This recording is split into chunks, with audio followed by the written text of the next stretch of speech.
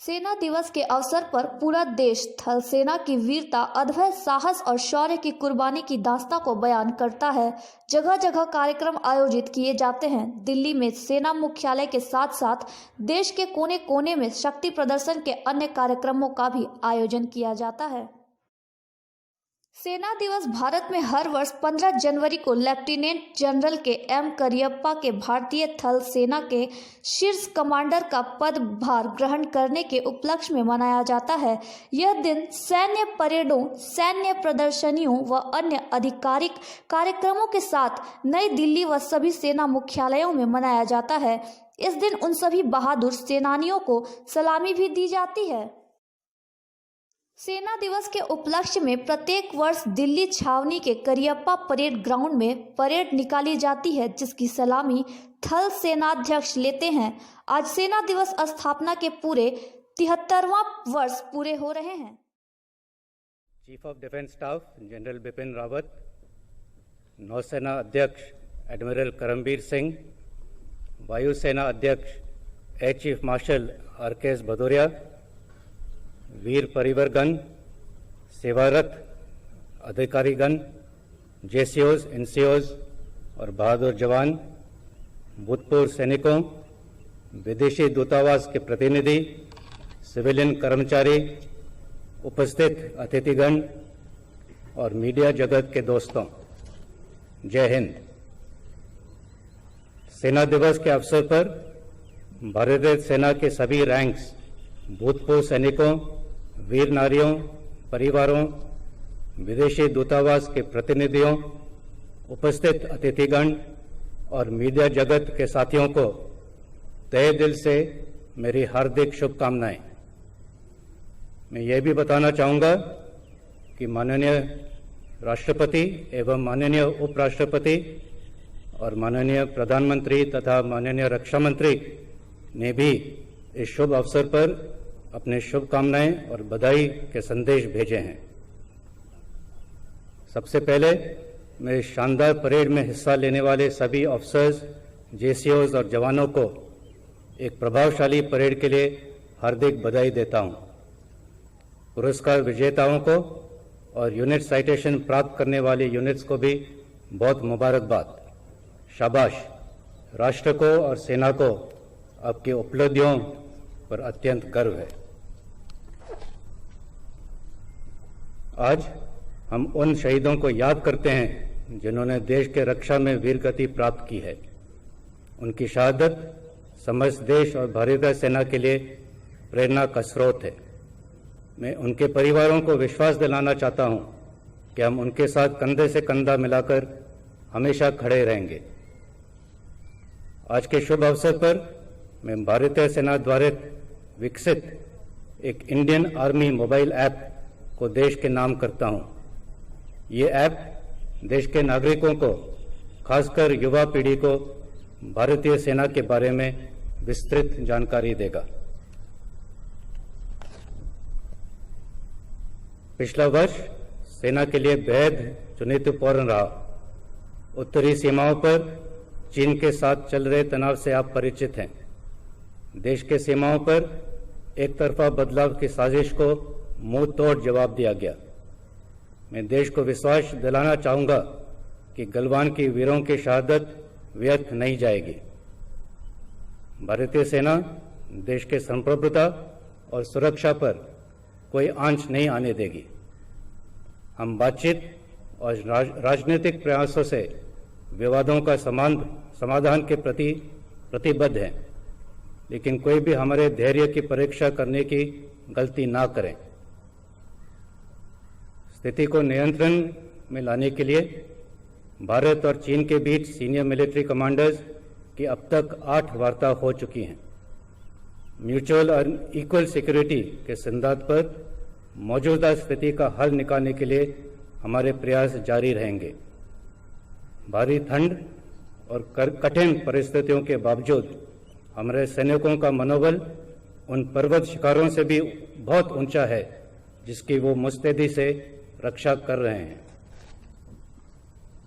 दूसरी तरफ नियंत्रण रेखा पर भी दुश्मन के हर नापाक इरादे का करारा जवाब दिया जा रहा है। पाकिस्तान आतंकवादियों को पनाह देने की अपनी आदत से लाचार है। सीमा पर प्रशासन शिविरों में तकरीबन 300 से 400 आतंकवादी घुसपैठ करने की फिराक में बैठे हैं। पिछले वर्ष सीज फायर वायलेशन में 44% बढ़ोतरी हुई, जो कि पाकिस्तान के नापाक इरादों का सबूत है। सरहद पार से ड्रोन्स और टनल्स के द्वारा भी हथियार की स्मगलिंग करने की कोशिश की गई। नियंत्रण रेखा पर हमारे सक्रिय ऑपरेशंस और मजबूत काउंटर इन्फिल्ट्रेशन ग्रिड से न केवल को दुश्मन को भारी नुकसान हुआ, बल्कि घुसपैठ की अनेक कोशिशों को नाकाम कर दिया गया। पिछले वर्ष सेना ने नियंत्रण रेखा और काउंटर टेररिस्ट ऑपरेशंस में 200 से भी अधिक आतंकवादियों को मार गिराया। इन प्रयासों से JNK में न केवल हिंसा की घटनाओं में काफी गिरावट आई है, बल्कि आवाम को भी आतंकवाद से राहत मिली है। देश के उत्तर पूर्वी क्षेत्र में भी सुरक्षा स्थिति में सराहनीय सुधार हुआ है। प्रोएक्टिव ऑपरेशंस की वजह से पिछले साल तकरीबन 600 आतंकवादियों ने सरेंडर किया और साथ ही काफी मात्रा में हथियार भी बरामद किए गए। म्यांमार आर्मी के साथ आतंकवादियों संगठनों के खिलाफ ऑपरेशंस में भारी सफलता हासिल की है। आंतरिक सुरक्षा के लिए सेना की तैनाती में की गई कटौती सुधारते हालातों का सबूत है। सेना और असम राइफल्स राज्य सरकारों के साथ संयुक्त रूप से देश की एक्ट ईस्ट पॉलिसी को आकार दे रही हैं। 21वीं सदी के चुनौतियों का सामना करने और युद्ध क्षमता बढ़ाने के उद्देश्य से सेना आधुनिकीकरण और पुनर्गठन की दिशा में लगातार ठोस कदम उठा रही है। इमरजेंसी और फास्ट ट्रैक स्कीम के जरिए हमने 38 स्कीम के अंतर्गत लगभग 5,000 करोड़ के हथियार और सामान की खरीदी की है। इसके अलावा कैपिटल प्रोक्योरमेंट के अंतर्गत इस साल तकरीबन 13,000 करोड़ के कॉन्ट्रैक्ट्स को अंजाम दिया है। सेना के बहुमुखी विकास के लिए विशेष ध्यान दिया जा रहा है, जिसमें इन्फेंट्री के लिए LMG, लाइट स्पेशल व्हीकल्स तथा personal protective gear, mechanised forces के लिए ICVs, आर्टिलरी के लिए लॉन्ग रेंज वेक्टर्स, इंजीनियर्स के लिए अत्याधुनिक प्लांट इक्विपमेंट और सिग्नल्स के लिए कम्युनिकेशन इक्विपमेंट शामिल है। उभरती टेक्नोलॉजी जैसे कि artificial intelligence, blockchain, quantum computing, unmanned systems, directed energy weapons और स्वॉर्म ड्रोन्स के क्षेत्रों में भी देश के अग्रणी शिक्षा संस्थानों के साथ जैसे IITs इनके साथ काम जारी है। आधुनिकीकरण के इन प्रयासों के साथ इंफ्रास्ट्रक्चर में भी तेजी से सुधार हुआ है, जो कि अपने आप में एक बड़ी उपलब्धि है।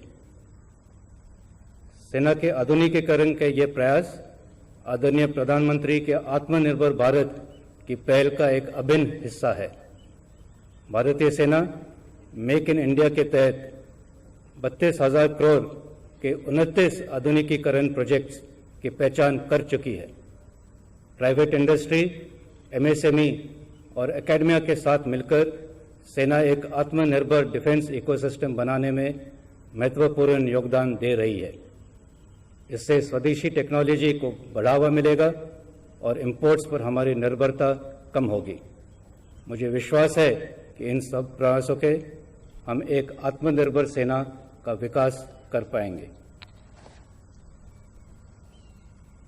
मित्र देशों के साथ रक्षा सहयोग राष्ट्रीय सुरक्षा की दृष्टि से सेना का एक बेहद महत्वपूर्ण योगदान है। पिछले वर्ष हमारे प्रशिक्षण संस्थानों में मित्र देशों के 3,000 से भी ज्यादा अधिकारी और जवानों ने प्रशिक्षण प्राप्त किया। इसके अलावा हमारे 10 इंडियन मिलिट्री ट्रेनिंग टीम्स सहयोगी देशों के साथ हमारे संबंधों को और भी मजबूत कर रहे हैं। इसके साथ साथ मैं बताना चाहूँगा कि संयुक्त राष्ट्र पीस कीपिंग के तहत हमारे 5,300 से अधिक सैनिक 8 पीस कीपिंग मिशंस में दुनिया के बेहद कठिन इलाकों में अपने कर्तव्य निष्ठा से देश का नाम रोशन कर रहे हैं। राष्ट्र निर्माण में सेना का सदा प्रमुख योगदान रहा है। इस साल सबसे महत्वपूर्ण योगदान कोविड-19 से निपटने में देश को प्रयासों का अंजाम देना है। सेना ने सबसे पहले देश भर में 12 स्थानों पर क्वारंटीन फैसिलिटीज बनाई और विदेश से इवैक्यूएट होने वाले देशवासियों की देखभाल की। देश भर में 113 मिलिट्री हॉस्पिटल्स में लगभग 12,000 कोविड बेड निर्धारित किए गए। इन हॉस्पिटल्स में न सिर्फ फौजी बल्कि सभी नागरिकों का भी इलाज किया जा रहा है। दिल्ली सरकार को 15 एम्बुलेंस देना और नरेला तथा सरदार वल्लभ भाई पटेल कोविड हॉस्पिटल और अन्य कैंपों के लिए मेडिकल टीम्स का सपोर्ट सेना का अन्य योगदान रहा है। हमारे सैनिक हमारी ताकत है। भारतीय सेना हमेशा अपने सैनिकों की ज़रूरतों और आकांक्षाओं के प्रति संवेदनशील है। वर्ष 2020 में सैनिकों के कल्याण से संबंधित बहुत से कदम उठाए गए। उत्तरी सीमा पर चल रहे ऑपरेशन स्नो लेपर्ड का नोटिफिकेशन हुआ, जिससे कैजुअल्टी होने पर liberalise family pensions, war injury element और हायर एक्सग्रेशा सुनिश्चित किया जा सकेगा। सभी जवानों को 15 कोर के इलाके से हवाई जहाज से ट्रैवल करने की अनुमति दी गई है। 10 वर्ष की सेवा पूरी होने से पहले भी इनवैलिड पेंशन का प्रावधान किया गया है।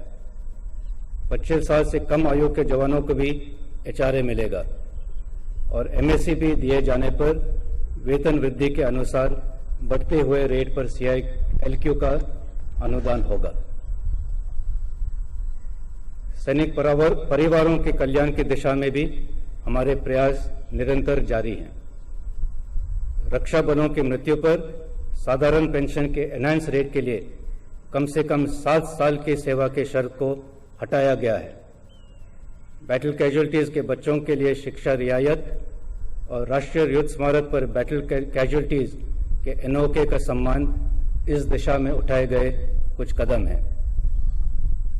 इसके अलावा short service commission women officers को सेना में स्थायी कमीशन का अनुदान दिया गया है। चुनी हुई वुमेन ऑफिसर्स को आर्मी एविएशन में हेलीकॉप्टर पायलट बनने के लिए इस साल जुलाई से प्रशिक्षण दिया जाएगा।